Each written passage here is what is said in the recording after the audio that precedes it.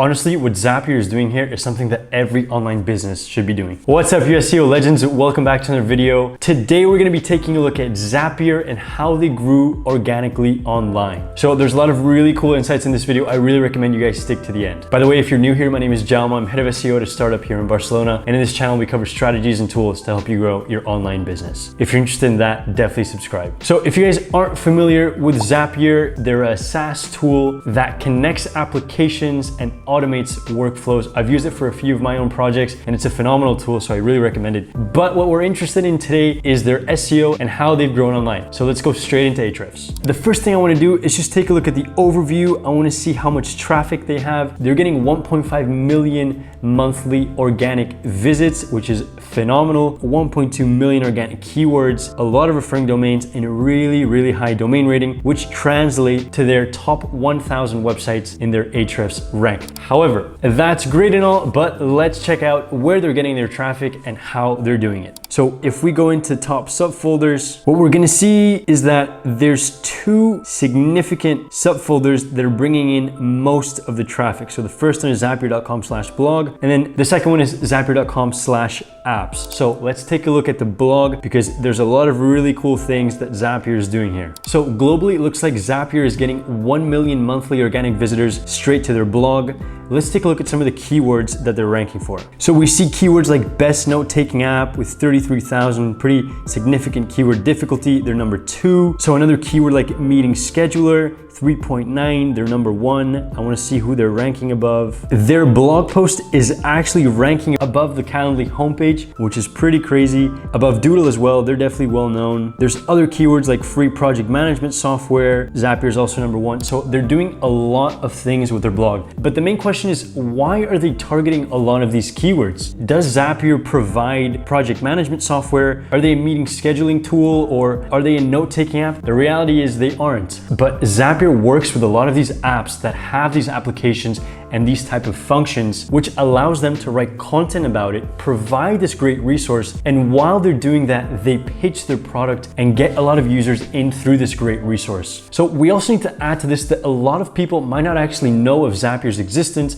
and how it works. They also use this opportunity of having all this traffic coming in through their blog to educate the user and to show them that, hey, there's this application of something that you're looking for that you can do and that might be even easier to do with our service. In my opinion, it's one of the best uses of a blog that I've seen, leveraging their top of funnel traffic to convert those users into potential customers. But hold on guys, we're not done here. Let's check one of their blogs. So if we check out their free project management software blog, which is getting a lot of traffic, and we scroll down, we see that it's a great resource. They provide a lot of really high quality content, but it's interesting because if you see any internal link on this website, you're gonna know that it's connecting to another relevant blog that makes sense within the context of the initial blog. So right here, we have 3 internal links right after another. They all connect to some other part of the website. Maybe it's another blog, or maybe it's a different landing page that is all revolving around the same topic. So Zapier does this extremely well and they use their internal linking correctly. I see a lot of people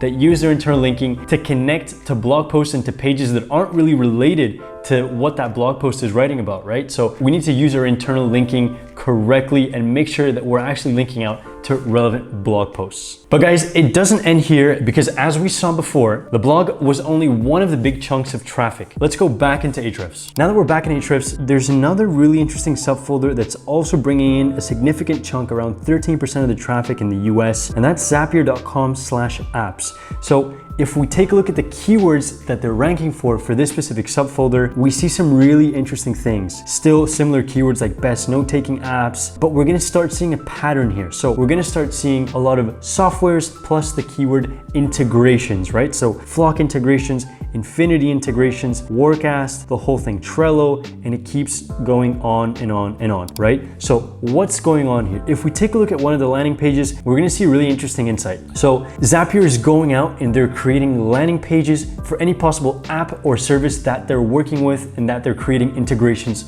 for, right? This makes a lot of sense. However, take a look at this. They've also gone out, and if you guys see all of these, so these are different options that you can use with Evernote for this example, right? Different integrations. So if we click into any of these, what we're gonna see is we're gonna open up an internal link that takes us to a subcategory page or a subset of the main page that talks about a more specific integration of Evernote and Gmail for this specific example. So they've gone out and they've created all these different landing pages for all possible connections and integrations within apps and within services inside of their software, right? So what they're doing here is they're not only targeting the keyword, but they're targeting the main topic of integrations for that specific software. So they make sure to cover all potential integrations, and they create phenomenal landing pages for all of these, right? So I'm sure these convert extremely well. So as a final thing on this landing page, if you scroll all the way down to the bottom, they also have similar apps at the bottom. So this is another internal link that takes you to a completely different app. And within this app, again, we're gonna have a bunch of different integrations and a bunch of different landing pages that talks about all the sub integrations that you could do that also target the long tail of that specific software. So guys, just to summarize what Zapier is doing here, they've created a super powerful hub of content within their blog. They're targeting a lot of top of funnel keywords